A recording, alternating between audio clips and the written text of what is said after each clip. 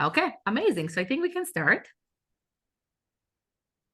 So welcome everybody. Today, we're going to talk about spotting fake job postings and job scams. Tiffany is the facilitator. I will be here monitoring the chat window. I can maybe start with introducing ourselves. So my name is Katerina. I'm an HR manager and a career coach. I've been in HR for over 6 years now, 5, 6 years. And I've been working as a career coach for a little bit longer than that. I am an international student. I came here 10 years ago and I went to Georgian college. I have worked with international students, internationally trained professionals, help them find like their dream job. And I'm really excited to be here and like talk a little bit about different topic, but I think pretty interesting with Tiffany. Yeah, thank you so much, Katerina. So my name is Tiffany. I recently started working with Devant. However, I have been working within the career services for over 5 years. So I have worked as a career specialist. I've done lots of volunteering as well. And my background is more social service focused as well. So yeah, it's been a long time that I have been within the employment services field, and I'm thrilled to be here tonight.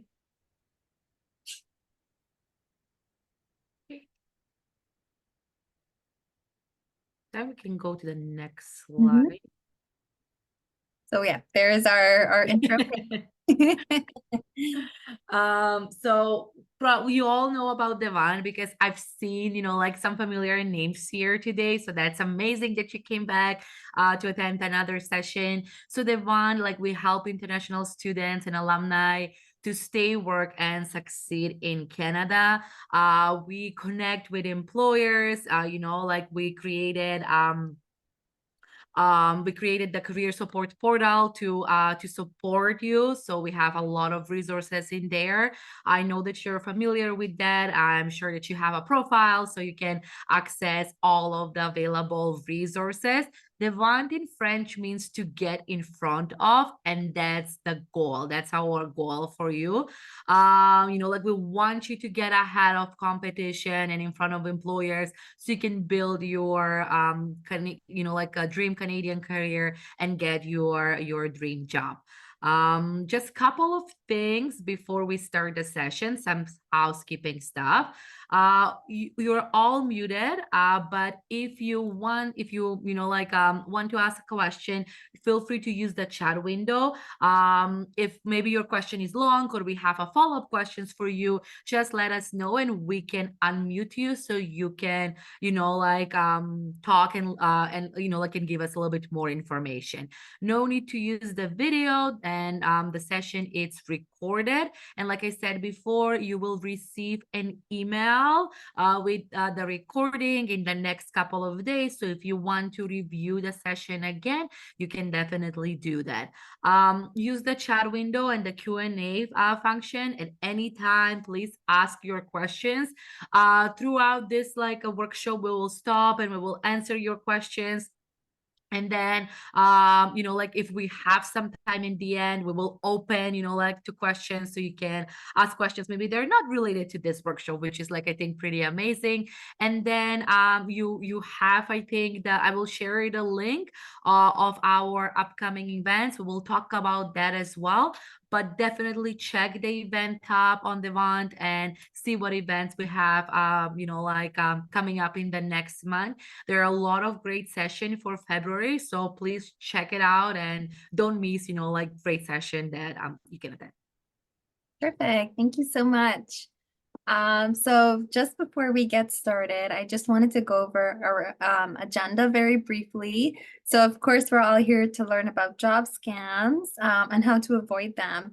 And just before we get into that, I just wanted to share a little bit about what exactly is a job scam, and what do employers or individuals benefit basically from that act. Certain red flags to look out for. People are getting a lot smarter when it comes to this, so we have to ensure that we are also well equipped on what to look out for. The third thing that we will be discussing is how to conduct research on a company. Are we doing a Google search? Are there certain websites that we should be checking? And what to do if you are involved in a job scam. So I have unfortunately supported a few clients who have had situations like that, and supported them through navigating the process, and basically what to look out for to avoid this the next time around. So basically, when we talk about job scams, it is a fraudulent offer for work that is intended to mislead people seeking legitimate employment. So there are lots of job offers that will be created, and you will see that yourself as well, where it is saying you work from home part-time, you're making $50 an hour, you don't even really have to do much of an interview, and basically they're giving you this offer in order to collect your personal details.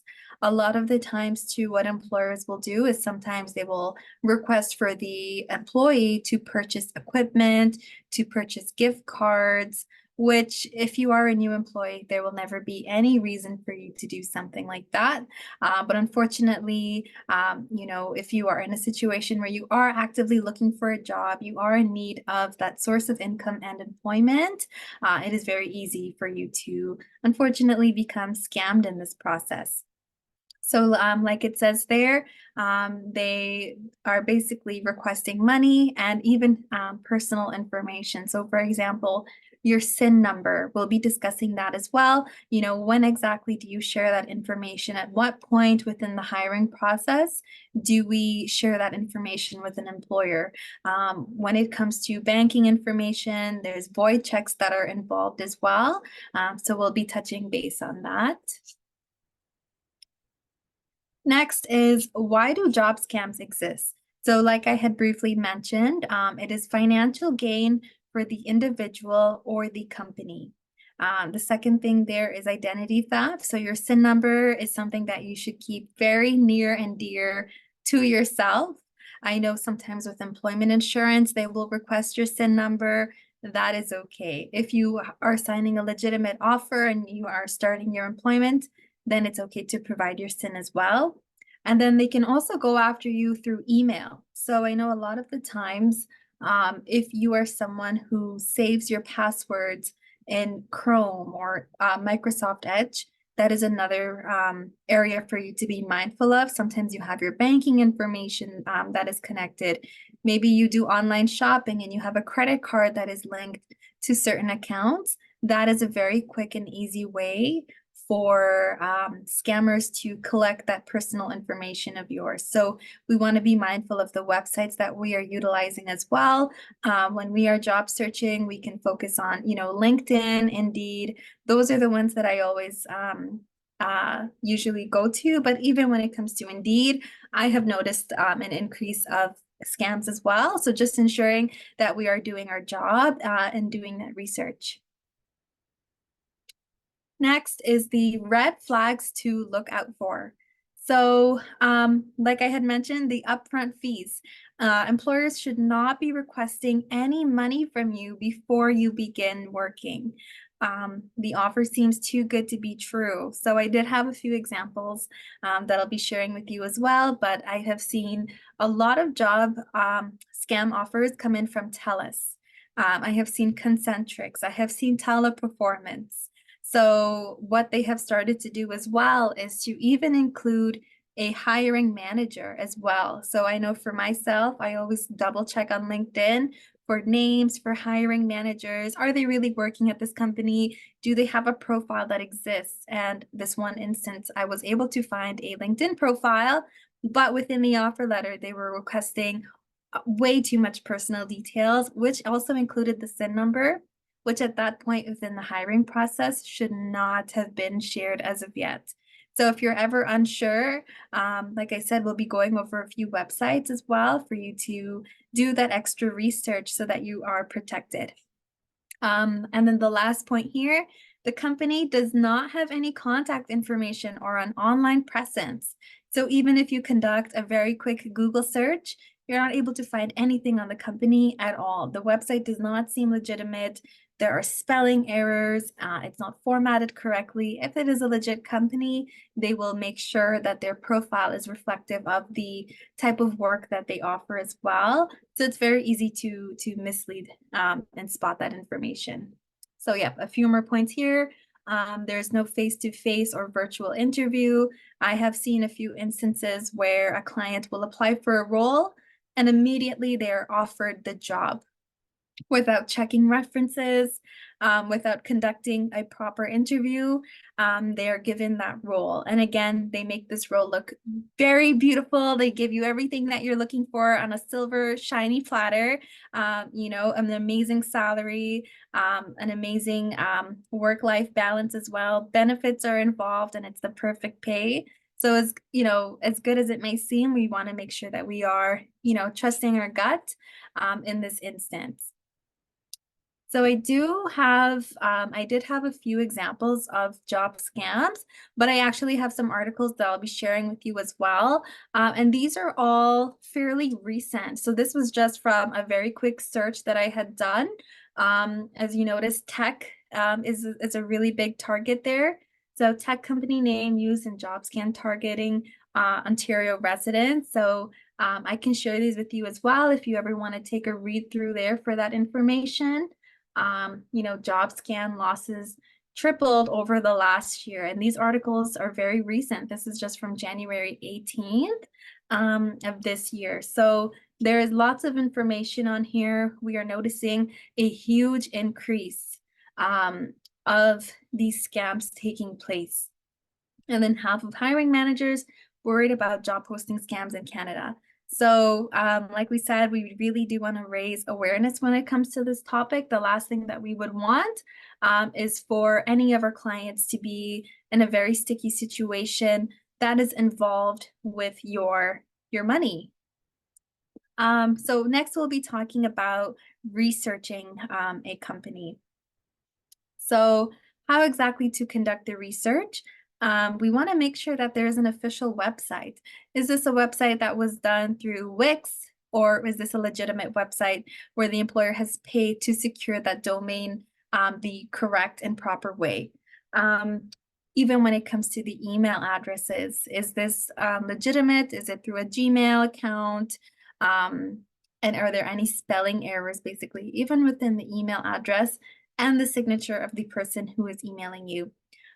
Reviewing social media platforms. So when I am job searching or I'm supporting with finding opportunities for my clients, I always double check the roles that I'm sharing to ensure that I am not sending out a possible scam to my clients. So I check their LinkedIn profile, Instagram, Facebook, and this is a really good way for you to confirm that this company is legitimate. When you are on LinkedIn, and for example, maybe we are searching up Rogers. What you can do is you can also go to people once you conduct that search, and then you're able to see the employees who work there as well. So if you do a Google search and you're not able to find the company, they do not exist on LinkedIn, then you really want to make sure, okay, is this legit or not? And maybe you might not even feel comfortable with moving forward with any other next steps. The last point there is online reviews. So Glassdoor is probably one of the best resources when it comes to this. So not only for job scams, but even for your personal job search, you will find certain questions and how to prep for an interview. There will be salary information that is provided on there as well. But if an employer is not on Glassdoor, that is when those internal alarms should be going off. And who knows, maybe someone might also leave a review on Glassdoor stating that this is a scam. So always conduct your Google searches, always check on Glassdoor, and you will be able to find that information out. So next we'll be talking about when to share your SIN number. So again, these are not all of the reasons that are listed here. You do want to conduct your own research when it comes to this as well. These are just some of the top reasons that I would want to share with you, so you know moving forward if there's a need for this, you are aware. So after you are hired, So an employer will not be requesting your SIN number prior to your offer. Once that offer is confirmed and those papers in the contract is signed, that is when that information should be shared. If you're applying for employment insurance, maybe you were laid off, maybe you're on maternity leave and you're applying for EI, that is another instance in which your SIN number will be shared. If you're applying for CPP, you will need to share that, and also to CRA for when you file your income taxes. So I believe tax season is around the corner. So if you are looking to file your taxes, just make sure that you are double checking with the information, the websites that you're using, the person that you are sharing this information with as well. And how to report fraud. So again, there are many different avenues and ways to go about this. This is, may not be every single avenue for you to explore, but these are a few resources that I share with my clients as well. In the instance that unfortunately you have shared this information and it is out there for an individual to use. So there is the Government of Canada website, Toronto Police Services, and the Government of Ontario. So these are three really helpful links that you will be able to utilize should that situation come up. I had one situation with a client where they had shared their bank details and an employer or a corporation or a person was actually taking money out of this person's account. So when that happened, immediately you need to phone your bank and flag this to them right away. They should be able to track it. But unfortunately, we don't want to reach that point where we do need to reach out to our bank. We want to make sure that we are staying on top of this beforehand as well. So there's these websites here and then your bank as well. So just ensure that you are doing those double checks when it comes to sharing this information with employers. And that is pretty much it. So this was fairly fast. There wasn't a whole lot of content. It was more of just sharing, what exactly is a job scam, going over that information, and then how to basically protect yourself and conduct that research in that case. So I know this was fairly short, but do we have any questions?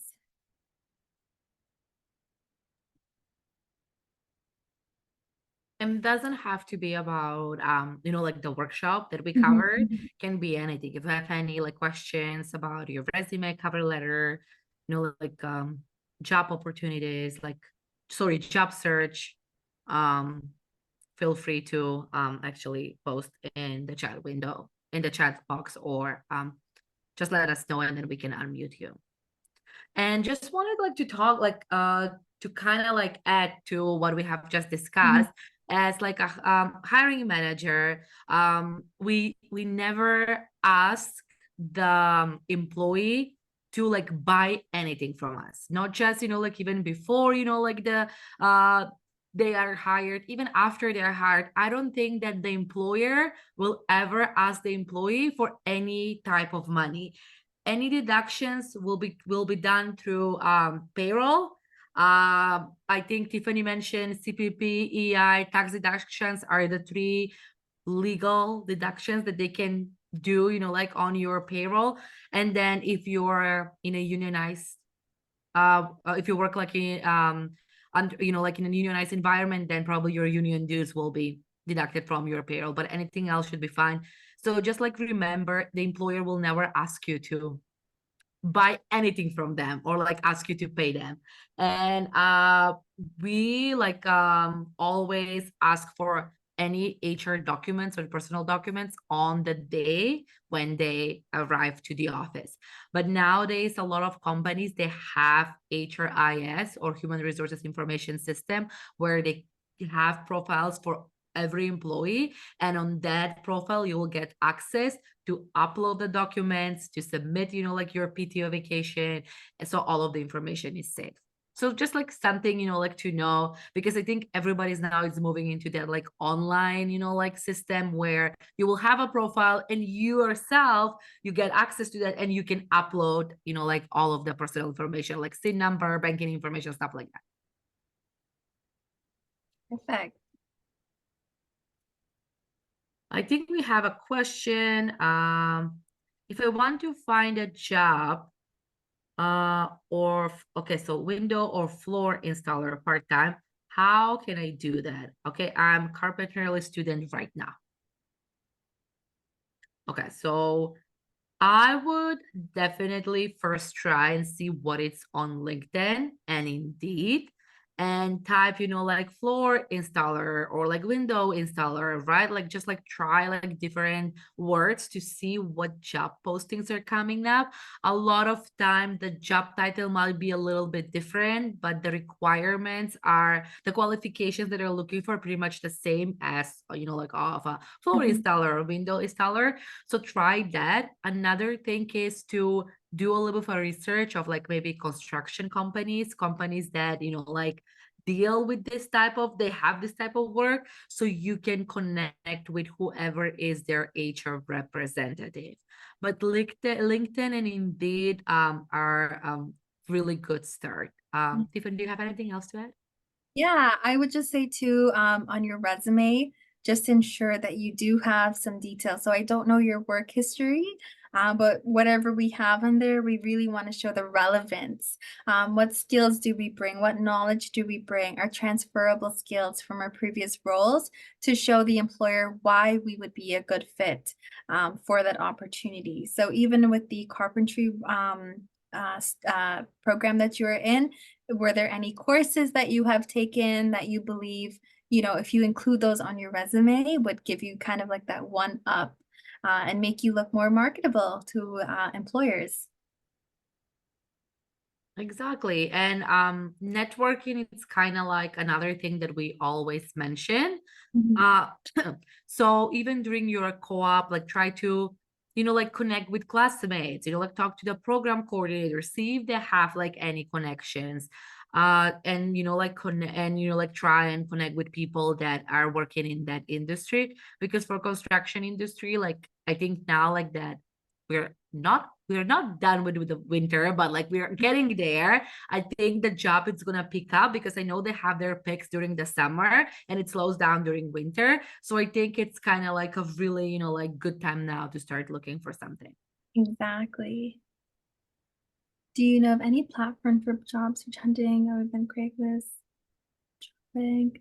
I know there is also Workopolis and Monster. However, I don't know how popular they are anymore. The ones that I always encourage are LinkedIn and Indeed, just because I find them to be the most relevant. So Craigslist, I have never personally used or encouraged anyone to look for job opportunities on there. Job Bank, like these are very good websites already.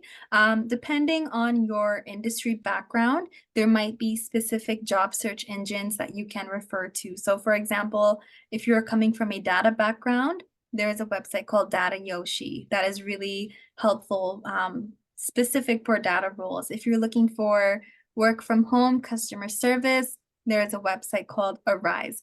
So I would probably try to search for an engine that is focused on your background and your industry that you come from. Uh, okay, so we have a question here. I'm also interested in HR as a career. Can you share your pathways to your present career? And also, are you guys happy from your career choice? All right, that is a really good question. So I can start. I am really happy with my career choice. I feel that I found my passion. My background, I studied, I was enrolled in a 4-year degree, accounting, finance, and auditing. And then I worked a little bit in accounting and I realized that that job was not for me. Like nothing against, like the accounting field or like the all of the accountants, but it just like wasn't for me. I was more of like a people person. And that being said, HR doesn't necessarily mean that you're like you need to be like a people person, but it helps because it's more than that, right? So then when I came to Canada, I went to school and I studied HR, and attending the courses, doing the co-op, I realized that this is the career that I wanna, like that I want for me. So I attended a 3-year program at Georgian College. It was at the end you will get an advanced diploma. So it was pretty cool, good, because I had 9 semesters, and 3 of those semesters were co-op. Oh, wow, that's really So great. yeah, so it was pretty good. And with like 3 semesters of co-op, you have around like 1 year of experience, right? And with like my co-op experience, I was able to start my career. And I started with very like basic stuff like job posting, recruitment, like interviews, like creating job descriptions. And then really depends of the sector that you're working in. Then I started working at Georgian College, and then from there I moved and I worked for a manufacturing company. So I like the manufacturing company, I was doing a lot of health and safety. I did health and safety at the college, but it wasn't like as comprehensive as it was at the manufacturing company, because they really focused on that, because there was like a lot of machines in at the shop, and then we needed to make sure that all of our employees are safe, right? So from there I also learned about, like the health and safety, the joint health and safety committee, like I helped them with recruitment, HR admin, and stuff like that.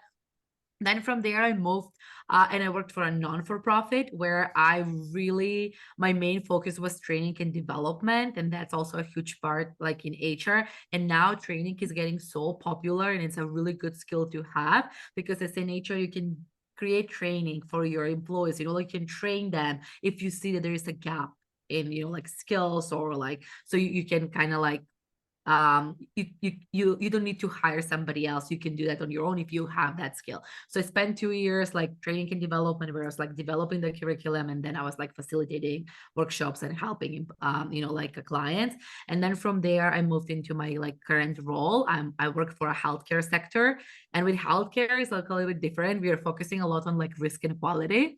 So like I said, HR now, like I cover everything in here. I have benefits, I have like hiring, firing, like employee discipline, like employee relations, which covers like everything, training and development. And it's a really, really like good role, and I really enjoy.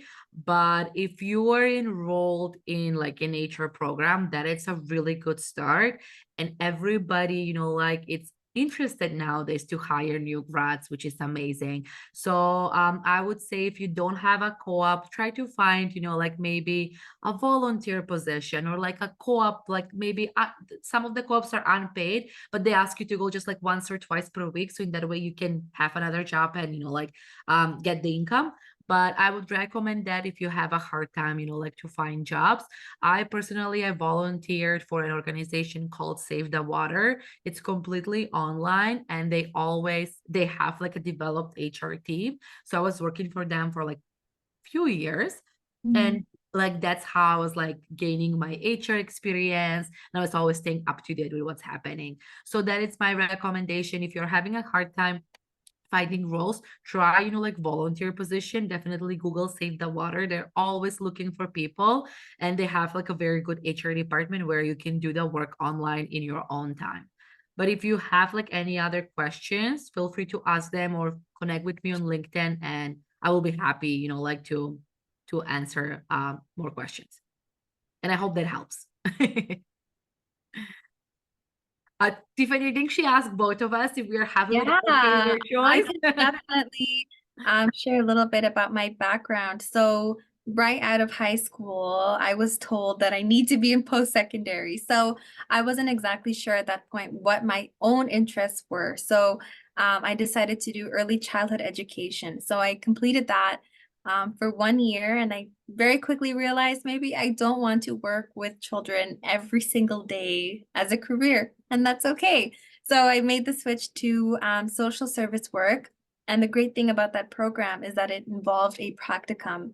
It was a 2 semester practicum, and having that hands-on experience, whether it's paid or unpaid, I mean, of course, we would all prefer to be paid for our work and our labor, but it was a 600-hour unpaid opportunity that I did. And that is actually what launched me into career services. So I had started volunteering as a practicum student with Costi Employment, so they're an employment services agency.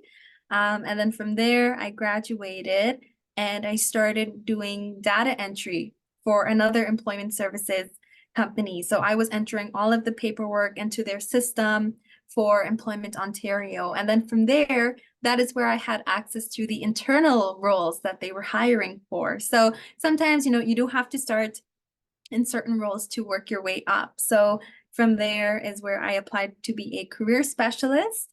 And then I decided to go back to school to upgrade myself and my knowledge. So then I registered at George Brown for the career development practitioner.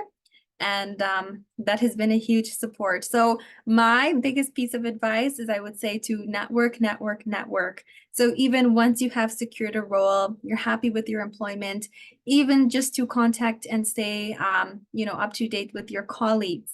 That is a huge bonus.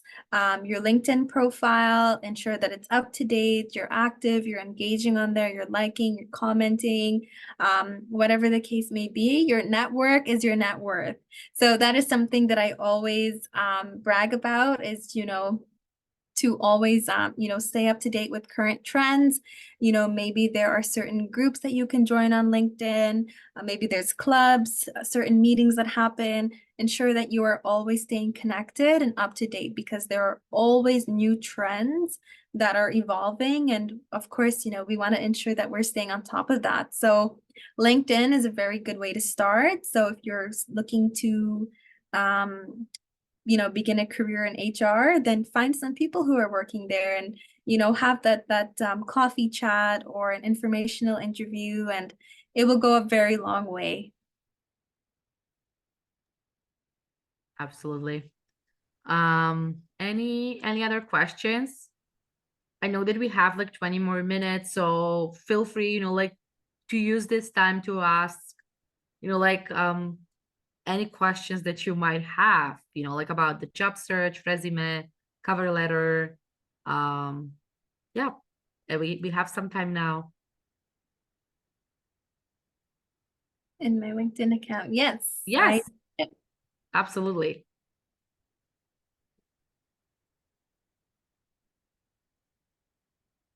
So I have a question for all of you. I'm assuming you're like the majority is like searching for jobs. So how is the job search going? I know that it's already Wednesday, but did you see like new jobs like popping up on LinkedIn and Indeed? Like did you apply? Did you have any interviews?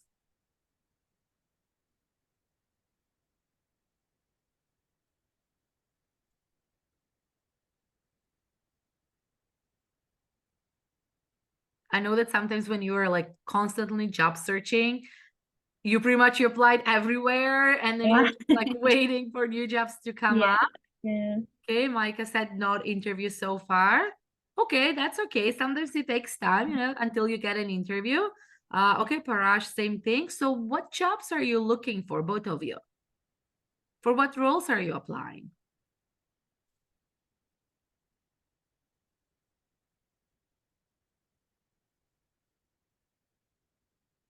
I think Tiffany mentioned this, the competition is pretty big and it's like important.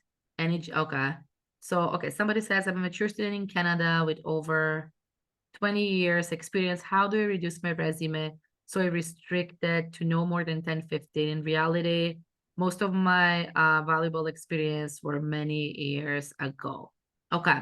So I can start and Tiffany, feel free to jump in. So from this is my advice would be a lot of times, like things that happened 20 years ago, generally they're not as relevant, like today. So even in HR, like what I did 5 years ago, it's not quite the same as, like what I'm doing right now.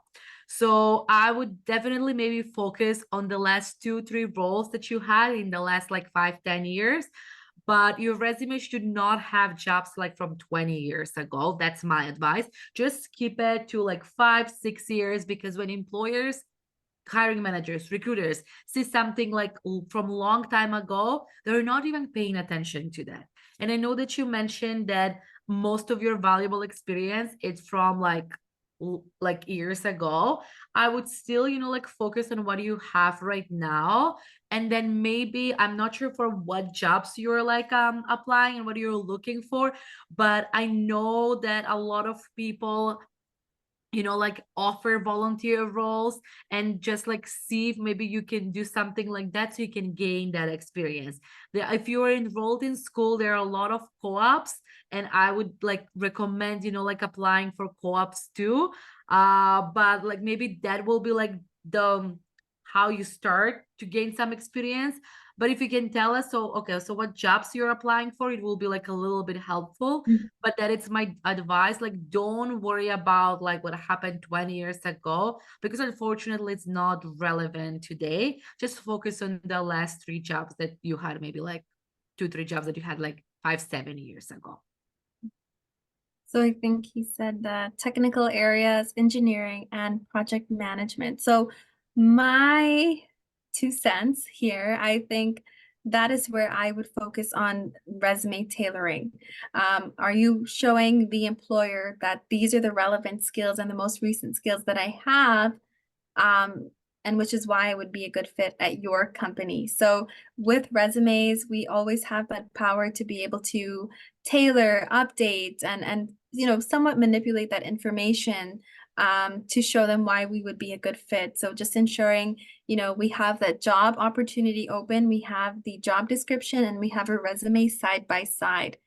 Once we have removed the older opportunities on there, how can I showcase my skills to this and current employer? So yeah, depending on the job title, we definitely have lots of room to do that tailoring and to showcase those skills. And if you have completed any recent certifications, maybe you are on LinkedIn Learning, you're active on LinkedIn as well, you're networking, all of those things do play a huge role in securing employment. And now that you mentioned resume, Tiffany, I just remembered, I think, Tony, your best way to do it is to create functional resume. And if you're not familiar what like functional resume is, definitely Google it. We also, I think, might have some resources on our website, but functional resume pretty much focuses on your skills. So we have chronological resume, functional resume, and there's like a hybrid where like it's a combination of both. But if your most like a valuable experience is from 20 years ago, maybe I will start like with the functional resume where I will showcase my skills, right? You can start with like a very short summary about, like the experience that you had, like introduce kind of like yourself. And then after it, just like focusing on the technical areas, maybe say project management, and then like create a small blurb, like small paragraph, sorry, where you can just like list the things that you did. Then may move on like the engineering skills. If you have any hard skills, like if you're familiar with like any software, how to use like like different software, definitely put that. You can create like a skill section and maybe like try applying with the functional resume and see like what are the responses.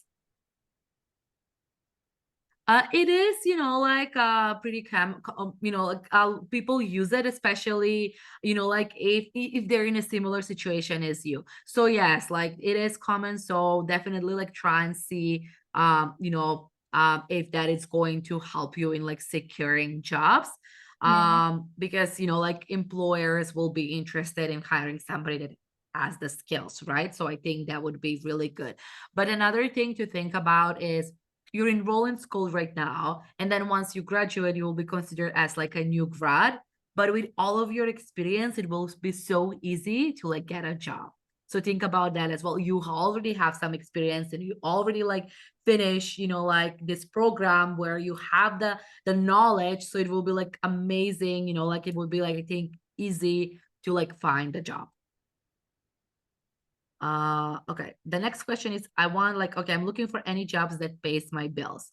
All right, so if you're open like to any jobs right now, the hospitality business, I think they're hiring a lot, like coffee shops, restaurants, like retail. I see so many ads everywhere, like bartenders, like servers, definitely, you know, like just like go to your local, like in your neighborhood, just like go and check like the Tim Hortons, Starbucks, you know, like any restaurants, even, you know, like the grocery stores. I know that they're hiring, so I'm sure you will get like at least like a part-time job that will help, you know, like pay your bills. Like that's an easy one. Just like start, you know, like searching around, see like what it's out there. A lot of people, they have I know for Tim Hortons, they just have a sign on their door and be like, now hiring, like restaurants too. So just like have a walk around your neighborhood. I'm not sure where you're located, but if you're like in Toronto, the GTA, closest plaza, like where there are like a lot of restaurants, like an area where, you know, like there are groceries, there's sorry stores, like just like go and check, and I'm sure they're hiring. You can even go and like ask them. They might have an application that they can hand you, so you can like fill it out. If not, just check online. I'm sure there's like something there for like full-time too, like, but I'm sure you can find something part-time. Then Uh, I think there was a follow-up. So I was a banker back in my home country. Using that experience, what kind of jobs that might be suitable for me here in Canada.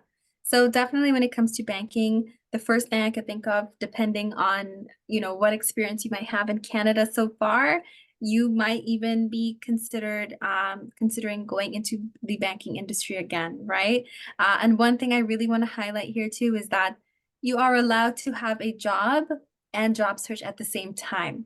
Not because you accept an opportunity. And again, we all have bills to pay, right? You might have to accept something, work there for a while, and continue to job search on the side as well. So if you're able to juggle those two, that would be great. And then just very quickly, I wanted to go back regarding the resumes. So when we are job searching, we always want to try different strategies. Maybe for a few months, we are going to try a functional style resume where we are grouping together our skills from our previous roles. If we're finding we're not getting any traction from there, we have not received any pre-screening calls, any interviews that have been scheduled, that is when we want to go back and brainstorm and say, okay, well, if this did not work out for me, what can I do instead? Let's go back to the chronological and see if we're able to get some traction there instead, right? So it's always about going back to the drawing board, and the resume is our first impression that we get to make on that employer, right? So we always want to make sure we go back there, we're tailoring, we're updating, we're changing the formatting, and just trying different ways and avenues to ensure that we are at least making it to the interview stage. Because if you're getting interviews, that tells me your resume is doing its job. It's getting you to that next step in your job search process. Perfect.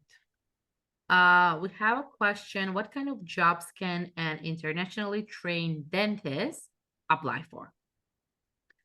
All right, so that's like a really good question. I am not familiar with the requirements, so I'm just going to, like, uh, say like a few things, and then maybe you can do a little bit of a research. But I think that maybe you would be able to like work as like a dentist assistant, so you will like see what they're doing, and then you can, like, get a little bit like experience. I have a friend who's going through like the whole requirements and, like the tests and everything. It's a really like long process, I'm not gonna lie. You have to pass like a few tests. There's also like a part where you have to go like and work, where they will like grade you on like your job. So it takes like a lot until you get the certificate as like, like you get like your license as a dentist. But I know that if you're not considering to take that career path, there are a lot of programs at like the different colleges, like I think 1 year or 2 year program for dental hygienist, if you want to like stay in that field, and you can try that.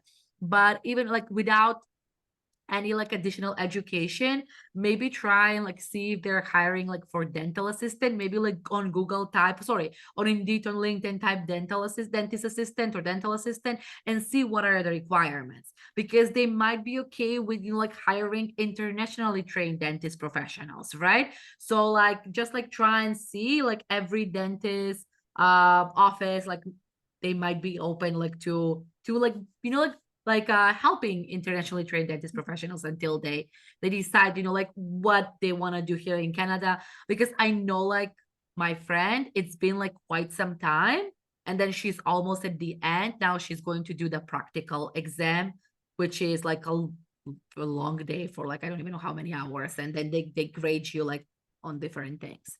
So I and also like try and like Tiffany said, like the informational interviews are very important. Like if you can find a dentist, then maybe you can talk, or find somebody they've went through this, right? They were like from different country, they came here and they kind of like did like this whole like training, this whole this requirements.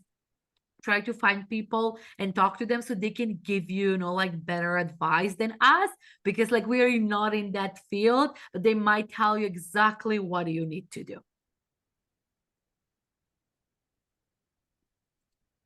I think we have another something in the chat. So I had changed my job every few years.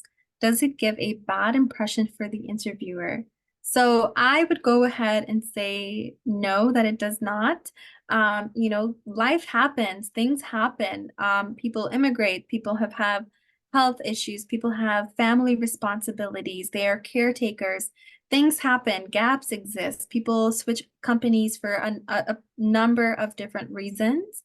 You know, there are biases that, you know, certain people have when they do come across this information that does exist, right? So if they see certain things, they might interpret it in a different type of way. But again, that is their own bias at the end of the day. Again, we want to make sure that if we do get to the interview stage, we show them that this is why we are a good fit. We are practicing the STAR method. We're focusing on our accomplishment statements as well, to show them that even though I might have a gap, or even though I have switched, you know, my jobs every few years, this is what I come with, and this is why I would be a good fit for your company. So if you're getting your interviews, then you're on the right track. As like a hiring manager, I can say that there is no issue, especially because you said few years. If you said few months, I would say yes, because if I see on a resume 5 jobs and like that applicant only worked for like 3-4 months, that's where like I would have a little bit of a concern, because I'm like, what makes this person change jobs so often? Another thing that always comes to mind is maybe there are like a lot of companies like Robert Half that they have, you know, like very small contract positions for people like 1 or 2 months. So maybe that's the case where these people just like this applicant just go like and you know, like do those small projects. So that's why their experience shows that they've been with like a company for 2 months. I always go ahead with an interview. I don't assume, right? And like I see like and I ask them questions, you know, like to tell me a little bit about their experience. Now like if you say few years, if I see like on a resume that you worked for a company for like 2-3 years, previous company 2-3 years, no issues there. Actually, I read an article, and you will find advice on LinkedIn, on the internet, that now like a lot of like career like strategists and developers, they advise you to change jobs every 2-3 years. Why? Because of compensation. If you like they say if you change jobs, let's say same role, different company, you will get 10-15K more than, you know, like that you're getting like in your current job.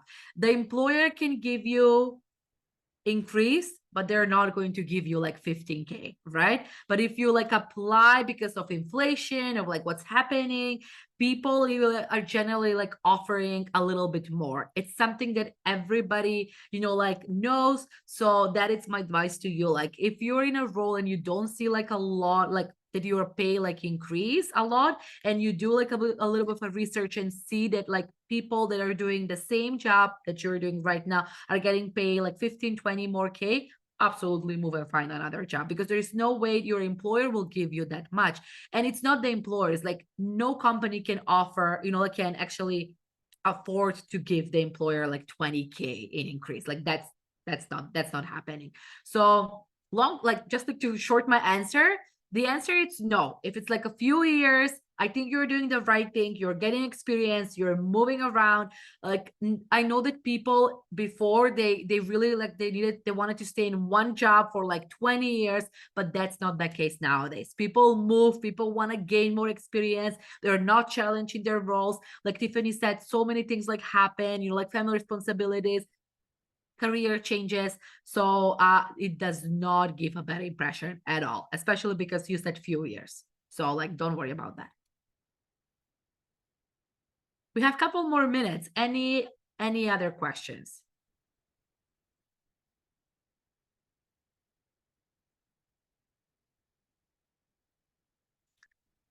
So what I can do is like just like cover some of the events there that we are having in February. So like next week we have an expert panel, so careers in web development. If you're in tech, if you're in web development, absolutely, you know, like attend this workshop. It's like it will be pretty great with a lot of like helpful like resources and tips. Monday, February 12th. This is a bonus session because we know what's happening right now with the international student cap. So we have an immigration Q&A, and it's understanding the international student cap. I would highly recommend, if you're an international student, to attend this session, because you can ask I'm not sure if there are like lawyers involved or like immigration consultants, so I'm not quite sure, but you can ask the people that actually have knowledge in like this kind of like area, so they can answer any questions that you might have.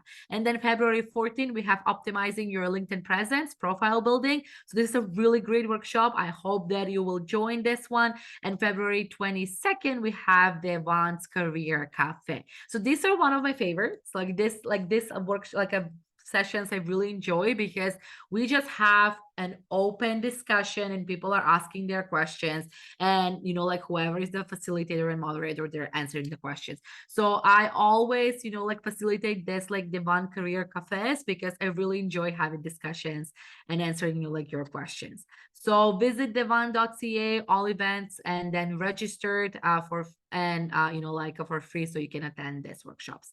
And then we have, you know, like this great offer for career coaching. Tiffany, myself, our career coaches.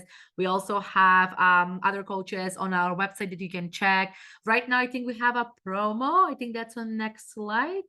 Yes, so we have a promo, 95 one-time fee, where you can meet with like the career coach, and then for an hour, you know, like you can ask any questions, go through resume, cover letter, job search, LinkedIn, anything that you want to talk. You will have that one-on-one, you know, like, and they can help you with your job search, LinkedIn presence, you know, like resume and stuff like that. Okay, so if you guys don't have any questions, I think that's all for today. We have like a few minutes left. So if you wanna, like, we can also unmute you if you don't want to type. You can do that. But I think we cover everything, right? We answer all of the questions in chat. Yep. And then Q&A. And then when it comes to LinkedIn, please feel free to connect. You can go ahead and search for our names, and I believe you should be able to find us.